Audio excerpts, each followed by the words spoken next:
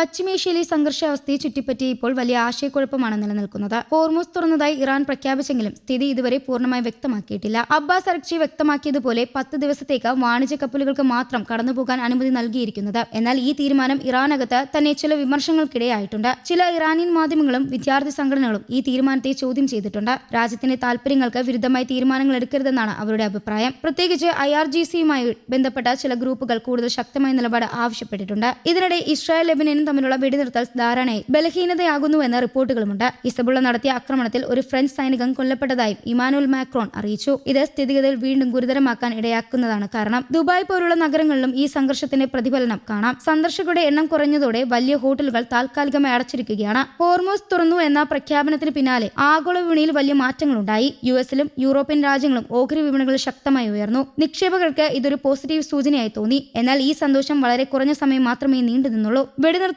ധാരണകൾ വീണ്ടും തകരാൻ തുടങ്ങിയതോടെ വിപണികളിൽ ആശങ്ക വീണ്ടും ഉയർന്നു. US-ഉം ഇസ്രായേലും വീണ്ടും യുദ്ധത്തിലേക്ക് നീങ്ങുമോ എന്ന ആശങ്ക നിക്ഷേപകരെ ആശങ്കപ്പെടുത്തുകയാണ്. ഇത് ഓഹരി വിപണിയിൽ അനിശ്ചിതത്വമുണ്ടാക്കാൻ സാധ്യതയുണ്ട്. ട്രംപ് ഈ വിഷയത്തിൽ പ്രതികരിക്കുകയും ചെയ്തു. ഹോർമൂസ് തുറന്നത് ലോകത്തിന് നല്ല ദിവസമാണെന്ന് അദ്ദേഹം പറഞ്ഞു. എന്നാൽ അതേസമയം അമേരിക്കയുടെ സൈനിക നടപടി തുടരുമെന്നും അദ്ദേഹം വ്യക്തമാക്കി. ഇറാനിലേക്കും അവിടെ നിന്നുള്ള കപ്പലുകൾക്കുമേൽ നിരീക്ഷണം തുടരുമെന്നാണ് നിലപാട്. ട്രംപ് സമാധാന കരാറിനെ കുറിച്ചും സംസാരിച്ചു. ഇറാനുമായി ഉടൻ ഒരു കരാർ ഉണ്ടാക്കുമെന്നും അദ്ദേഹം പറഞ്ഞു. എന്നാൽ ഇതുമായി ബന്ധപ്പെട്ട നിബന്ധനകൾ ഇനിയും വ്യക്തമല്ല. ഇറാന്റെ ആണവ പദ്ധതികളുമായി ബന്ധപ്പെട്ട വിഷയങ്ങളും ചർച്ചയിലുണ്ടെന്നാണ് റിപ്പോർട്ടുകൾ. ഇതിനിടെ ഇറാനും ചില ആവശ്യങ്ങൾ മുന്നോട്ട് വച്ചിട്ടുണ്ട്. യുദ്ധത്തിലുണ്ടായ നഷ്ടം നികത്താൻ വലിയ തുക ആവശ്യപ്പെട്ടിട്ടുണ്ടെന്നാണ് വിവരം. അതേസമയം ചില മാനവിക സഹായങ്ങൾ നൽകാൻ US-ഉം തയ്യാറാണെന്ന് സൂചനയുണ്ട്. എന്നാൽ ഇതിൽ അന്തിമ തീരുമാനം ഇതുവരെ ഉണ്ടായിട്ടില്ല. ഹോർമസ് വഴി കപ്പലുകൾ കടക്കുന്നത് ഇപ്പോഴും നിയന്ത്രണത്തിലാണ്. എല്ലാ കപ്പലുകൾക്കും സ്വതന്ത്രമായി കടക്കാൻ കഴിയുന്നില്ല. പരിശോധനയ്ക്ക് ശേഷം മാത്രമാണ് ചില കപ്പലുകൾക്ക് അനുമതി നൽകുന്നത്. ചില റിപ്പോർട്ടുകൾ പ്രകാരം ചില രാജ്യങ്ങളുടെ കപ്പലുകൾക്ക് കൂടുതൽ നിയന്ത്രണങ്ങൾ നേരിടേണ്ടി വരുന്നതായും പറയുന്നു. ഈ സംഭവങ്ങൾ എണ്ണവിലയിലും വലിയ മാറ്റമുണ്ടാക്കി. ഹോർമസ് തുറന്നു എന്ന വാർത്ത വന്നതോടെ എണ്ണവില കുറഞ്ഞു. എന്നാൽ സ്ഥിതി വീണ്ടും മോശമാകുമെന്ന ആശങ്ക കാരണം വിലയിൽ വീണ്ടും മാറ്റമുണ്ടാകാൻ സാധ്യതയുണ്ട്.